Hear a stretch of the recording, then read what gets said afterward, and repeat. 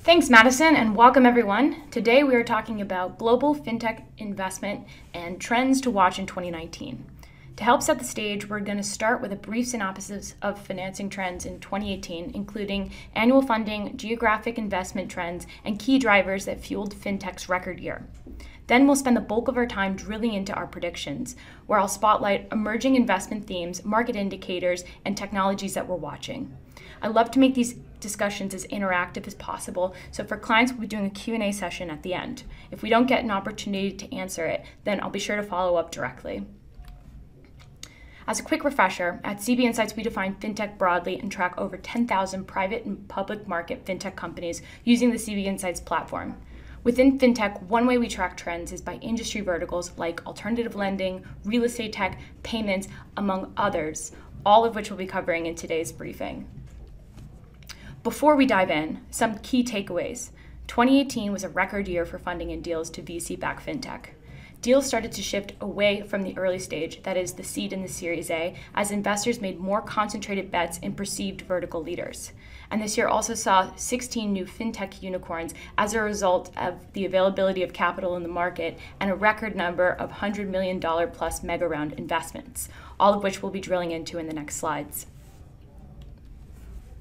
On takeaway one, in 2018, VC-backed fintech companies raised $39.57 billion across 1,707 deals globally.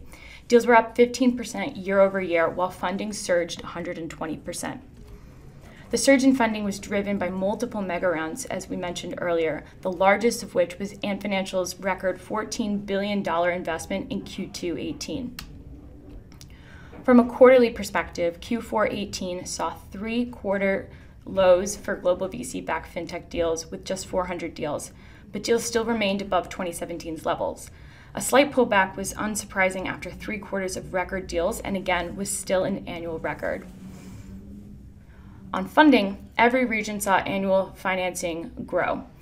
Removing Ant Financial's $14 billion round from Q2 18, we still see some of the strongest funding coming from Asia, and North America is no longer powering global fintech alone. We'll be digging into this as we see growth in this region in the next section. Again, Asia started to make a run at the US for the top market for fintech, which saw deals in the early stage surge and a number of mega round investments. Asia saw the biggest boost in deals, growing 38% year over year and a record level of funding, raising $22.65 billion across 516 deals. In emerging markets, South America reached a turning point in the eyes of investors in 2018, raising $540 million across 55 deals, both a new annual record. Early stage deals as a percentage fell to a 5-year low as investors concentrated their bets in perceived mid and late stage winners. Global seed and Series A fintech deals grew just 5% on an annual basis in 2018, but fell as a percentage of total deals to about 57%. U.S. early stage deals were about flat year over year as investors again concentrated their bets, as we'll see in the next section, to establish fintech unicorns. These rounds boosted the count to 39 VC-backed fintech unicorns worth a combined $147.37 billion. Q4 18 saw new unicorns like Plaid, Brex, Monzo, Devoted Health, and Toss join the club, and the first month of Q1 2019 has already seen 2 in N26 and Confluent. The cohort's total valuation in 2018 was boosted by a record year of mega round investments to existing unicorns like Gusto and Robinhood, among others. 2018 also saw the creation of 16 fintech unicorns, with Brazil and South Korea seeing their first unicorns in Nubank and Toss, respectively. At the 2019 Future of Fintech on June 11th to 13th, we're excited to have the CEOs of a few of these freshly minted unicorns, including Plaid CEO Zach Parrott, Circle's Jeremy Allaire, Brex's Enrique Dugras, and Toss's SG Lee. They'll be joining us among other fintech unicorn CEOs and financial services veterans. We'll get an opportunity to hear directly from these leaders about what they're building and where they see fintech evolving.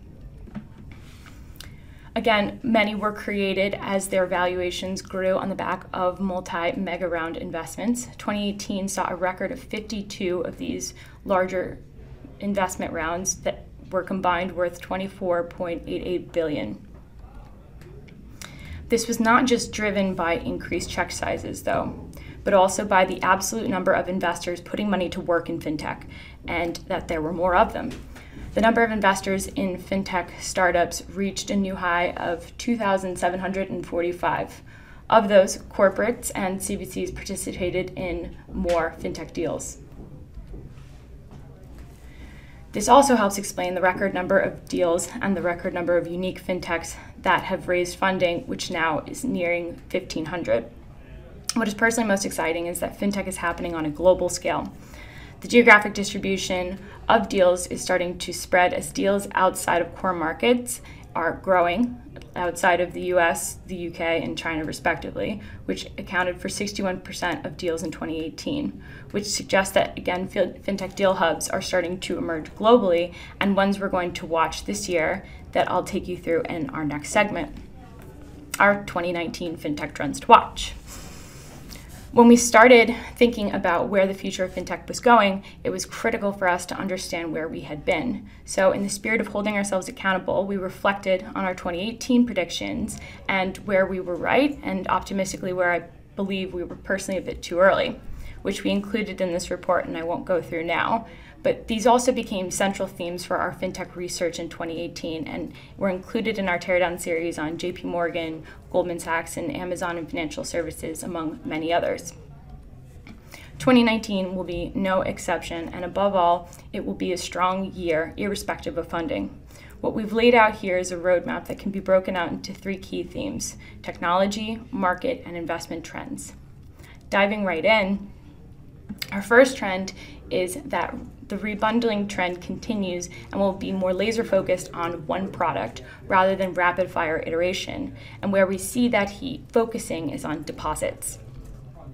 2018 saw fintech firms become more aggressive in expanding their lines of business beyond their initial use case. They're looking to find a second minimum viable product, and that has led them to buy and acquire other fintechs, build it internally, and partner with other tech firms. The goal this year is distribution and monetization. Many are looking to go from one monoline to a multi-line product suite by rebundling products and services ahead of their maturing customer base's demand, in effect capturing more wallet share. 2018 saw the strongest iteration in the bank account space. This has created a resurgence of banking-as-a-service platforms to facilitate U.S. fintech companies' ability to expand to bank accounts without having to build that infrastructure. This decreased the cost and time to market for startups like Stash, who partnered with Green Dot, and Acorns that partnered with Stonecastle JV Camber. Other startups have taken the regulatory approach. This is strongest abroad, where startups are looking to build their own chartered banks in order to offer deposits. This has been enabled by marquee regulations like open banking and the issuance of e-money licenses, which have allowed fintech firms to get into the market. Revolut is a great case study for this example. They originally launched as a digital remittances business using the FCA's e-money license instead of obtaining a full bank account charter. They were able to get to market with an MVP and quickly establish product market fit. In 3.5 years, they have amassed 3 million customers, added viral second products like crypto, have since gained a bank charter, and applying their playbook to expanding globally through obtaining e-money licenses with the FSA and MAS to expand in Asia. What has become clear is that all of these moves suggest that the battle for distribution will start with deposits. Debit cards are often fintech's first crossover product because the service adds another product and revenue stream for startups. For one, by obtaining a customer's paycheck, fintech challengers are able to make money on the interest. Second, fintechs can receive significantly higher interchange as a result of the Durbin Amendment. Most importantly, though, controlling the inflows and outflows of money sets any company, fintech or incumbent, up for future product innovation. Because if a customer's money is already being deposited in an app, introducing new products like savings and investment accounts can be more seamless. What has also been an enabler, particularly in the rise of digital-first bank deposits, has been regulation, which is our second trend. 2018 saw regulators become more emboldened with their oversight. So in 2019, we see fintech startups firming up their focus on regulatory compliance and establishing robust risk and control frameworks. For one, because regulators have been cracking down on bad actors, and two, regulators have been implementing more key regulations and guidance in order to break up bank monopolies, foster innovation, and enable tech adoption. For fintech startups, getting ahead of guidance, rules, and regulations, and partnering can prevent potential roadblocks and, of course, avoid fines. The crackdown hit the incumbent banks hardest in terms of fines. Some firms like Dangxi and Standard Chartered face over $1 billion, or the unicorn equivalent of fines, as a result of non-compliance with anti-money laundering, KYC, and sanctions. Regulators are also increasing their scrutiny of high-profile consumer fintech challengers, disproving the notion that these businesses are unregulated. Robinhood's latest product launch is just one example, but received mass attention for a key oversight: regulatory relations, which is a lesson to others looking to launch products in highly regulated spaces, that it is essential for fintech challengers and incumbents to continue to build inroads with regulators to avoid these types of roadblocks. And regulators are open to taking the call, as Stephen Harbeck, the president and CEO of the SIPC, suggested after the Robinhood product launch. And the SIPC is just one of many regulators globally that are promoting innovation and embracing fintech. As mentioned in Trend 1, regulatory support has lowered the barriers for startups to enter markets. In addition to the EU, we have seen this spreading globally, with regulators borrowing from the open banking playbook, which we believe will continue to spread in 2019 as similar frameworks are adopted globally. An opportunity we see for tech startups is to take advantage of open banking access to beef up on in-house regulatory and compliance teams to help prevent misinterpretation, ensure compliance, and avoid fines. Regulation has been key in opening up markets, and some of the strongest headway has been in emerging markets like LATAM and Southeast Asia. One of the trends that we projected in 2018 was that these emerging markets in Latin America and Southeast Asia would take off, and both did see top years for investing. In 2018, we saw Southeast Asia in particular emerge as a commerce hub as a result of internet availability and smartphone penetration. This year, we see investment in the region moving beyond just commerce, and why our third trend is that Southeast Asia will be a hotbed for fintech. For one, because funding in the region is growing. 2018 saw fintech in Southeast Asia hit a record of 68 investments worth $484 million, growing 143% year over year. What's exciting, though, is to see Southeast Asia fintech attracting bigger financings and foreign investors, and deals spreading beyond just Singapore and throughout the region. We've seen that continue in the first month of 2019, where digital wallet Momo is just closed a $100 million Series C investment from Warburg Pincus, and Akulaku raised a $40 million investment from Ant Financial. Ant Financial has been actively investing in the region. This year, we project Ant will become more aggressive in expanding their reach in Southeast Asia. They'll do this through partnering to expand mobile payments and through putting their $14 billion war chest to work by looking for strategic investments in new financial categories. This includes another pending investment into Indonesia's Akulaku. One area we are watching closely, though, and has not been as talked about, is the convergence of ride-hailing and payments, and that mobility and micromobility platforms may end up being some of the biggest fintech winners in high-growth markets like Southeast Asia. For one, high utilization is key to building a mobile wallet, and mobility companies have inherently high DAU and repeat rates. Grab reports having 130 million users in downloads, and Gojek has reported 125 million downloads.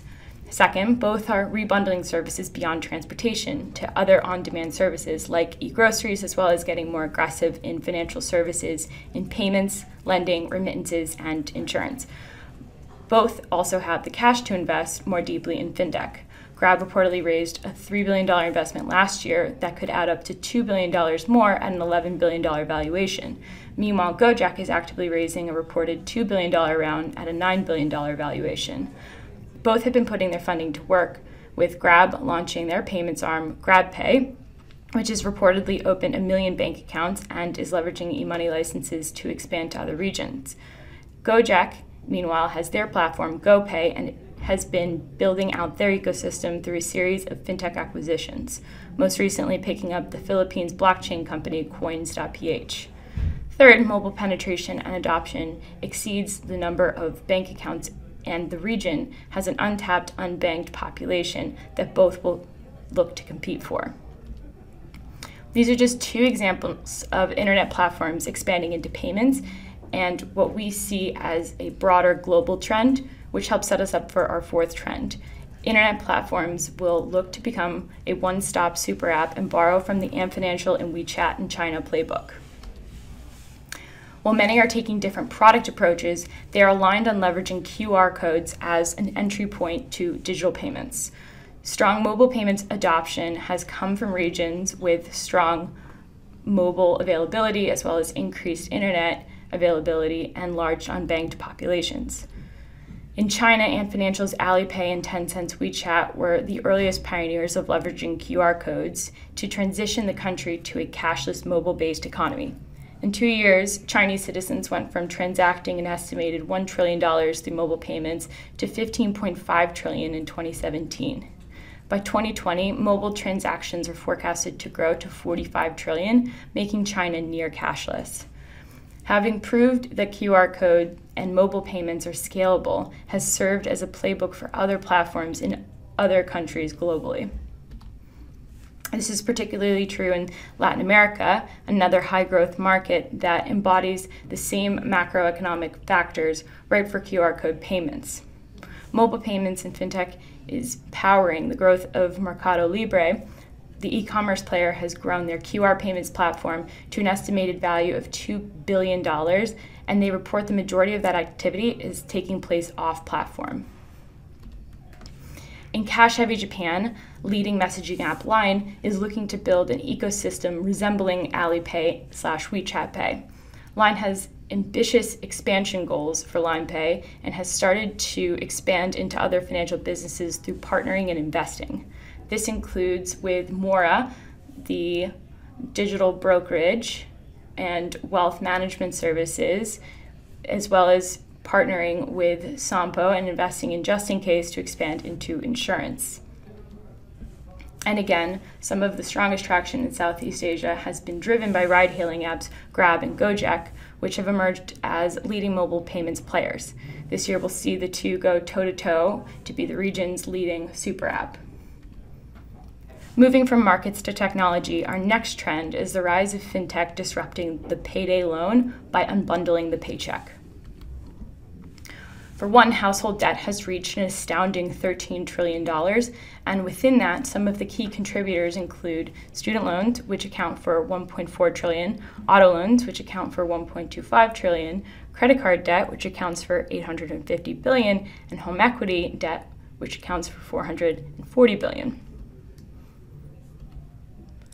Following the financial crisis, alternative lending emerged on the back of the tighter bank lending practices and scarcity of credit.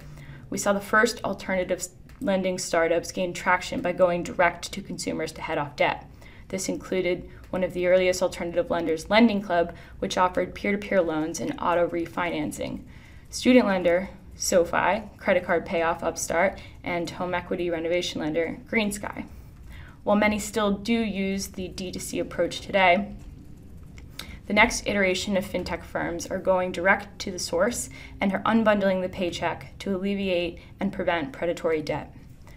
This year, we're going to see companies look to partner with employers as a way to incentivize retirement contributions, optimize pre-tax income, and offer debt paydown and payday loan advances.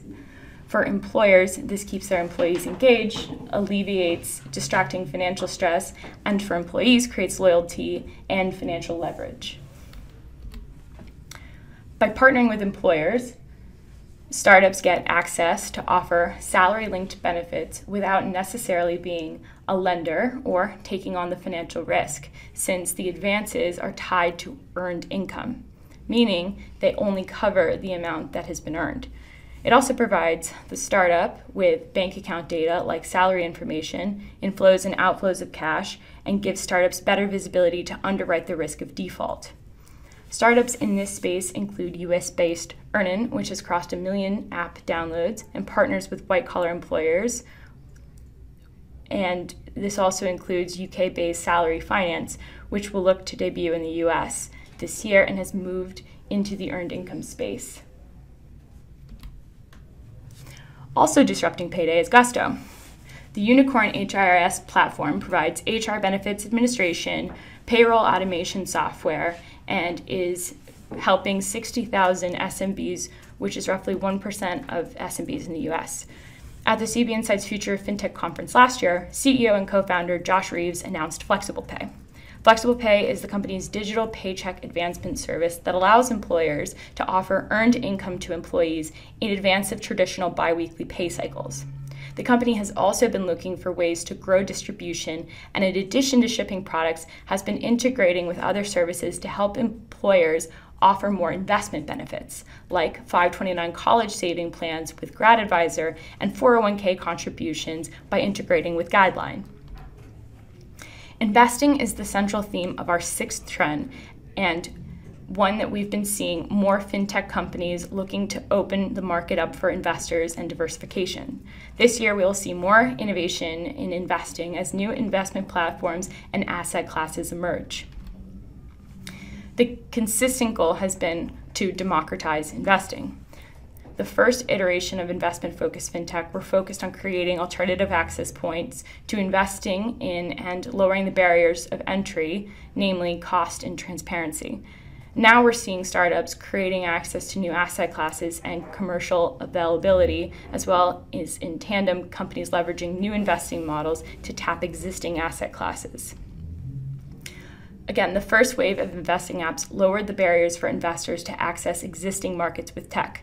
This included through brokerages like US-based Robinhood, as well as Europe's eToro, and access to the crypto markets with Coinbase. This also included platforms that digitized the investment process for asset classes like real estate, which includes platforms like PeerStreet, Roofstock, and Fundrise, as well as peer-to-peer marketplaces like Crowdcube and Equitize that enabled participation in private market investing in startups. In the coming years, we'll continue to see alternative investment apps rise in prominence among next-gen investors as they look for ways to diversify their portfolio, invest digitally, and for assets that were traditionally only available to higher income investors. Now, the second iteration of this trend is that startups are now looking to lower the barriers to enter the alternative asset classes, as well as creating new commercially available assets. This includes fractional ownership models by securitization, and in companies in this space include Rally Road, which is an equity investment platform for blue chip assets like classic cars. Yield Street, which in addition to real estate has securitized marine ships, music royalties with royalty share, municipalities like Neighborly, and in art like Otis and Masterworks. While niche today, these companies illustrate the fundamental shift driving how consumers are thinking about investing, play to their desire to be part of artificially scarce assets, and the boundless possibilities that are disrupting trading platforms, these being just a few examples. In tandem, startups are also creating next-gen investment platforms that are focused on creating new methodologies to access alternative asset classes. This is most apparent in real estate, where startups are borrowing existing business models to democratize access to real estate investing for retail investors. We've seen a number of firms continue to explore new ways to open up access to this market, though many still can only serve accredited investors. LendInvest, for instance, is using a peer-to-peer model to connect borrowers with bridge and rent-to-let financing. LendInvest then securitizes those loans, and retail and institutional investors are able to invest in the London Stock Exchange listed bonds. Then there's CrowdStreet, which leverages a crowdfunding model to connect investors to co-investment opportunities with developers to earn yields typically only available to developers. And finally, there's AlphaFlow, which automates real estate investing by leveraging a robo-advising-like model to help investors generate passive income-producing portfolios. Where we're also seeing some new models for securitization and investing are on the commercial real estate side, which is a good transition for our next trend, which is fintechs deepening their roots in the real estate ecosystem. Real estate tech is expanding rapidly. Deals flowed across the CRE and residential market this past year. Broad investment themes included platformification, digitization, and portfolio optimization. 2019 will see these companies look to take advantage of consumer demand and supply of residential properties and investor demand for portfolio exposure and diversification, as mentioned in the previous trend. Why now? When looking back at household debt, mortgages dwarf all other households and have accumulated $9 trillion of mortgage debt. Though it represents the largest investment and often the most valuable, the mortgage life cycle is still highly fragmented, opaque, and flat, which are opportunities for real estate tech firms to capitalize on. In real estate tech, the trends that help favor these upstarts are shifts in consumer demands, their behavior around technology adoption, their changing debt profiles and earning patterns, as well as the availability of data. The first iteration of startups focused on digitizing the mortgage lifecycle and offering alternative lending platforms like Better and Lending Home, respectively. Incumbent lenders have struggled to adequately serve digitally native millennial customers and have challenges determining customers' creditworthiness because the process is highly fragmented across various stakeholders in the process. Now we're starting to see companies looking to create new routes to ownership by tapping into home equity. Macroeconomic factors that have opened up this market include rising home values, increasing borrowing costs as a result of Fed hikes, and lack of retirement savings among older generations. There are three ways that we've observed startups breaking into the home equity market. One is through a home equity line of credit, or a HELOC. According to TransUnion, there'll be about 10 million consumers that will take out a HELOC between 2018 and 2022.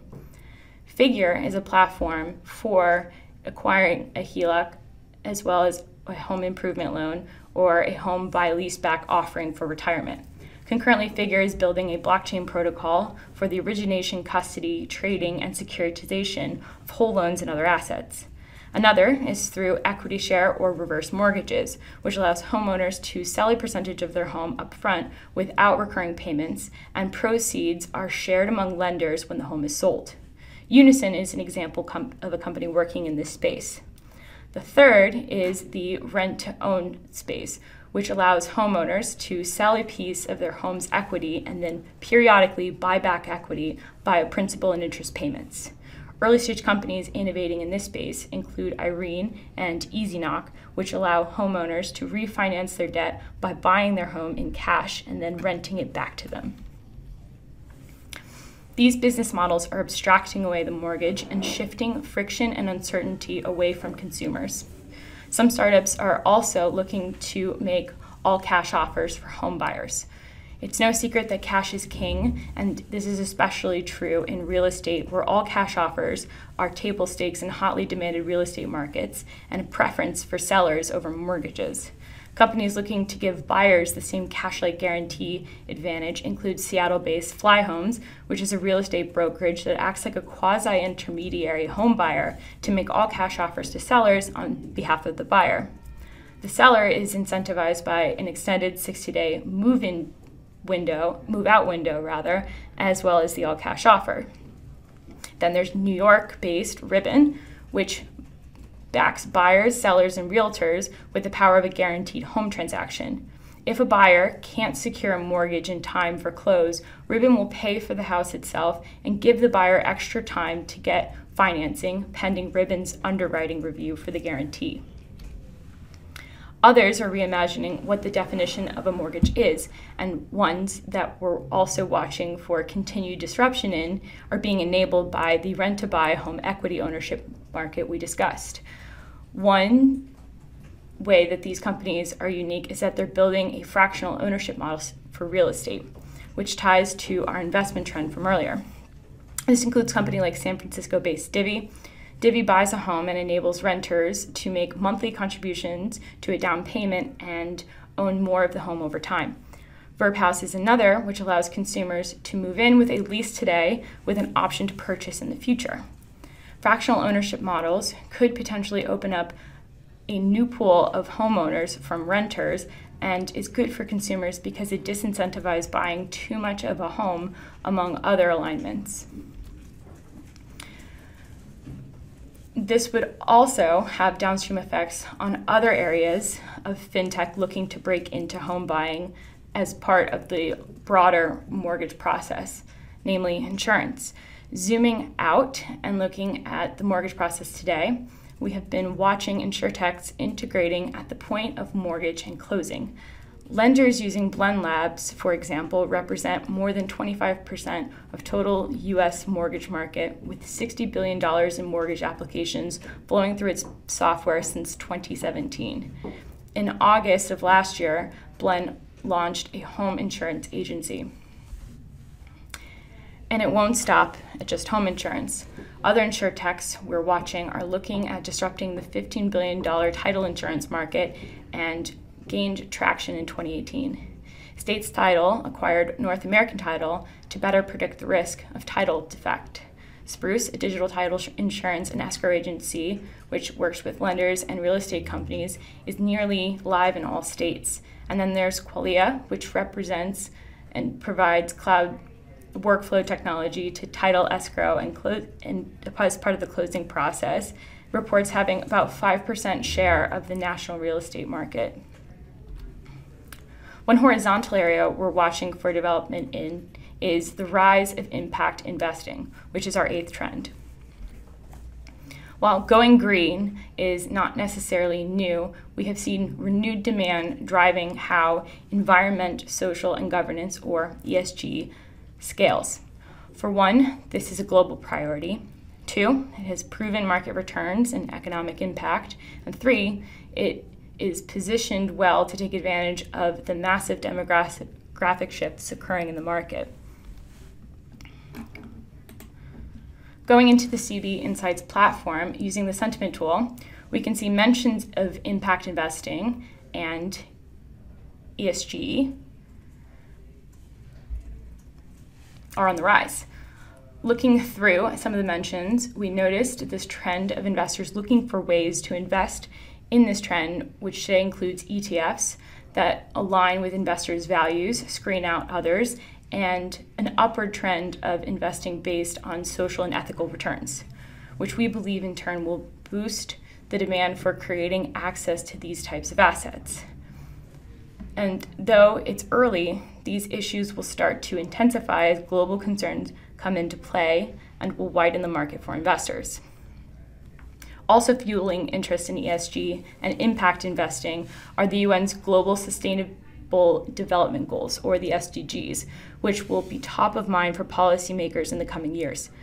However, measuring progress is highly subjective today because each goal and underlying initiative are open to interpretation and carry different weights of importance across regions. Further, it lacks accountability and governance, which is why we view this as an opportunity for tech firms.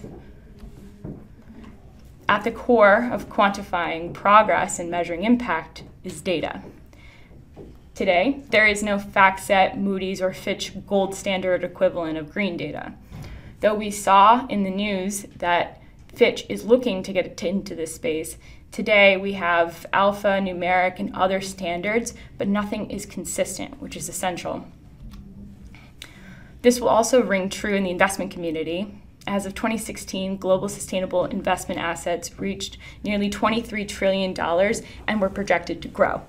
For one, because they are gaining academic recognition for their ability to generate alpha. Second, it's a way to diversify assets during potential market volatility. And three, it taps into our third driver, shifting consumer demographics. These position impact investing fintech firms well to bring standardization to investment criteria and a trend that is gaining early traction with younger demographics. While not rich today, we've long heard about the great wealth transfer that could see younger generation inherit up to $30 trillion in the coming decades. But what's lacking is an understanding of how these investors will want to put that money to work. Above all, millennials will expect the same digital, delightful user experience, low cost, transparent priced platforms have delivered to them via viral fintechs. But what they will expect next is on-demand choices and an ability to prioritize investments that have a positive ROI on their portfolio, as well as a sustainable impact. The first layer of impact fintechs will look to establish green data credibility for financial services firms. For advisor, there's Ethic, which conducts negative and exclusionary screening. For investment rebalancing, there's Clarity AI.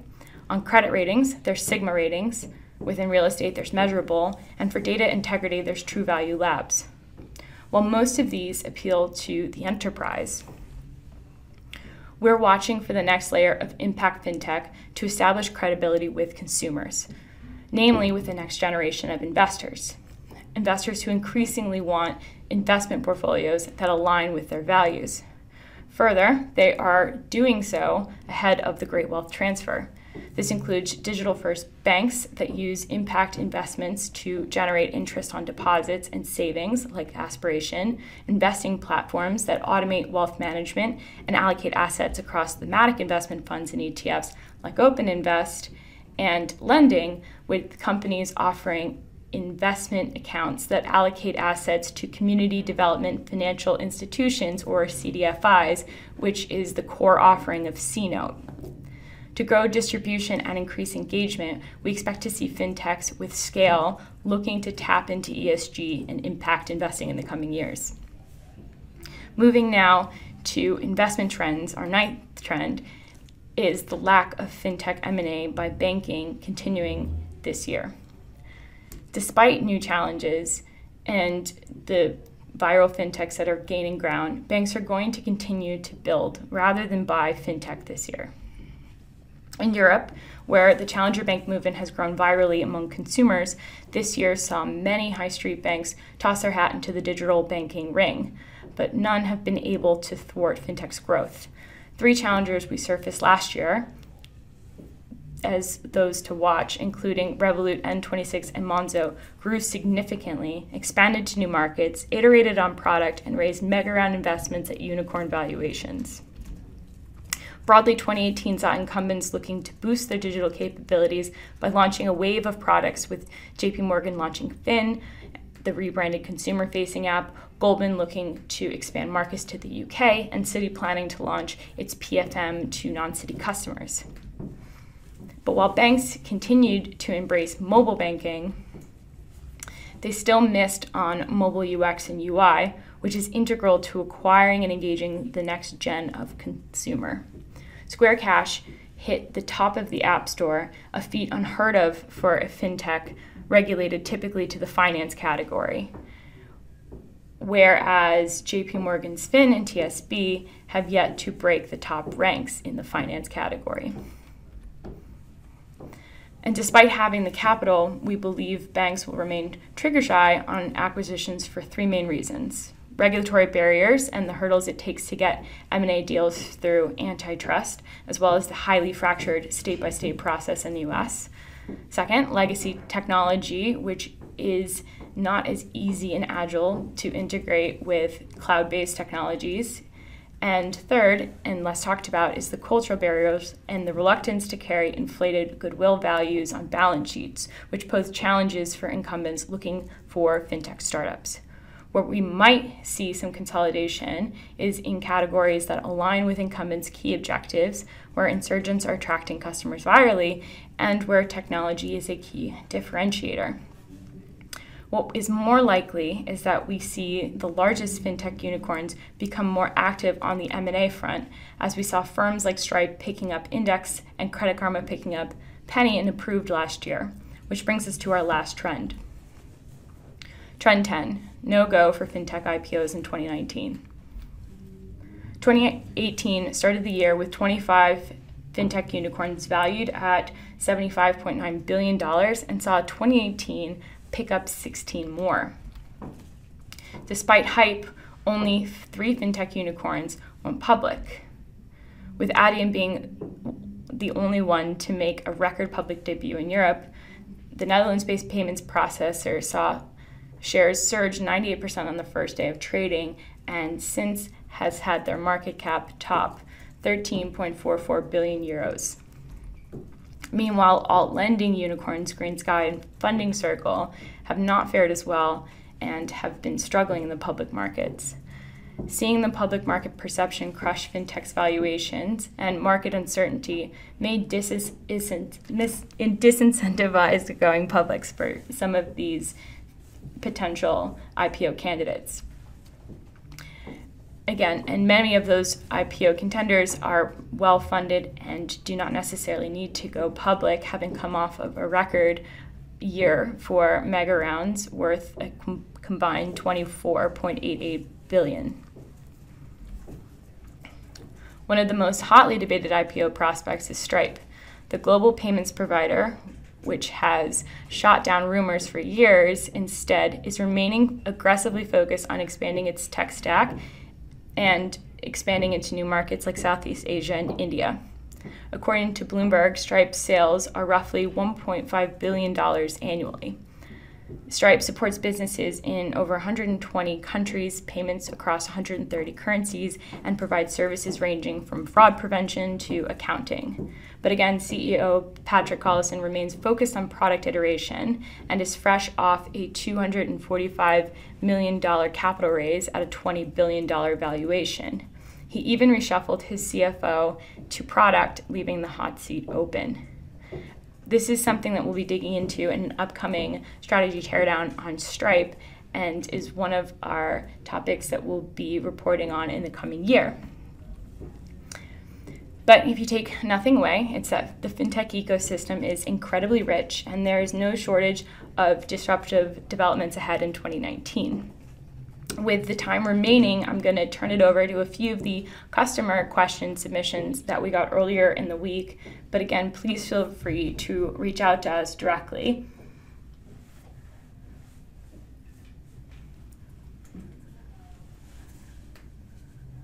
The first question is, what do you make of all of the activity in the challenger bank space? Yeah, 2019 is positioned to see a lot of these fintech companies continue to scale. As we mentioned, N26, Revolut, and Monzo all reached recent unicorn valuations and all have plans to expand globally. I believe that they'll face certain regulatory uncertainties when entering markets like the US, but have established and set up teams. So we're expecting continued development here.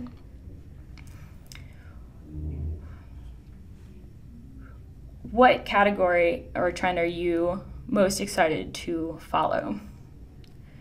For me, I'm really excited about the unbundling the paycheck trend. I think it tackles a key pain point for consumers that prevents them from getting into other investment classes, like investing in their 401ks and IRAs and other interest-bearing accounts that can accrue and compound with time. And I think that eradicating debt is a way to help incentivize investors and get them more financially sound and secure. So it's a trend that I'm personally excited to continue to watch.